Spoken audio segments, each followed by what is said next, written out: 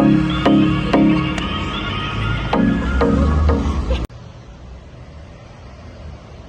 gužve danas ovom kiseljaku.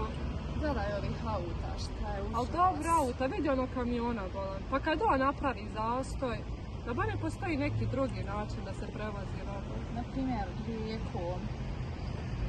Koja rijeka ti evo kod nas plovna? Joj, pa Sava sigurno. Pa kako ću doći gore, gdje ću se ukrcat?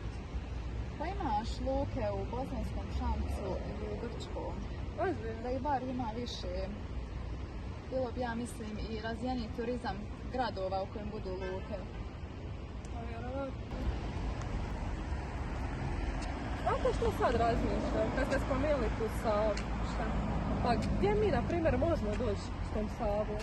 Joj, jesi ti. Pa možemo doći do Beograda. Ozbiljno. Pa da, i zamisli još da imamo neki luksuzan brod, pa da nam bude i party na tom brodu i da nas sve ljudi serviraju. Zamisli. A što, na primjer, mi naletimo na most, nizak, hoćemo mi moći proći tuda? Ili što, na primjer, nije voda dovoljno duboka i mi se uvalimo u neki pličak? Pa mislim da je to baš problem, a to bi se moglo riješiti. Moglo bi se riješiti izgradnjom sustava za regulaciju vodostaja, zapravo branama i automatskim jezerima.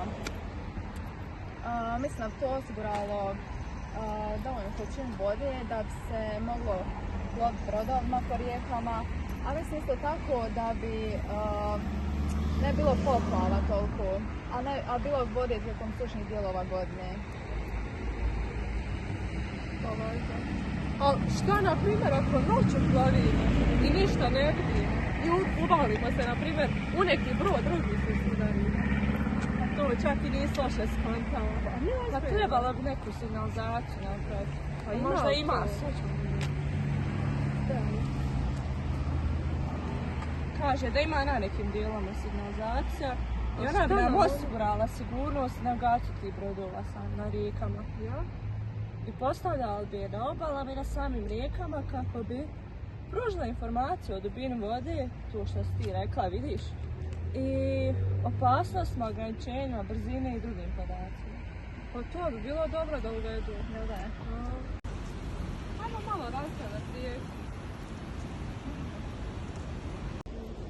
A nije sve tako, crno, znaš šta bi bilo prednosti? Što? Pa smanjila bi se emisija CO2 plina, znači ekološki prihvatljiviji promet, te bi samim tim i bilo je manji rizik od ekološke katastrofe. Ozbiljno? Da. Znam koliko je bilo jeftinije, na primjer, da možemo robu prevoziti preko rijeka, manje goriva troše, mogli bi više materijala i svega prevoziti. Pa ima smisla. Pa kroz koje zemlje uopće prolazi rijeka Sava? Joj, jesi ti uopće bila na Satima kad smo mi tu učili? Pa prolazi kroz Sloveniju, kroz Hrvatsku, kroz Bosnu i Hercegovinu, kroz Srbiju. Znaš ti koliko bi to ostvarilo bolje međunarodne odnose među tih susjednih zemalja? Mislim da bi. Pa nisam znala da plovidbeni put Sava ima toliko prednosti. Smatramo da je obnova i modernizacija plovnog puta rijeke Save jedan od bitnih projekata za cijelu Bosnu i Hercegovinu. Potpisivanjem deklaracije je uzeta odgovornost za očuvanje bioloških raznolikosti samog područja uz tu rijeku. Zapravo glavni cilj je jačanje kulturne bogatstva i kulturne baštine.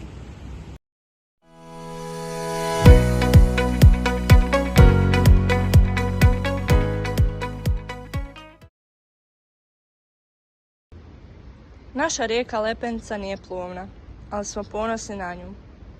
Ona je naša baština, ukras našega grada. Uz nju smo odrasli i maštali.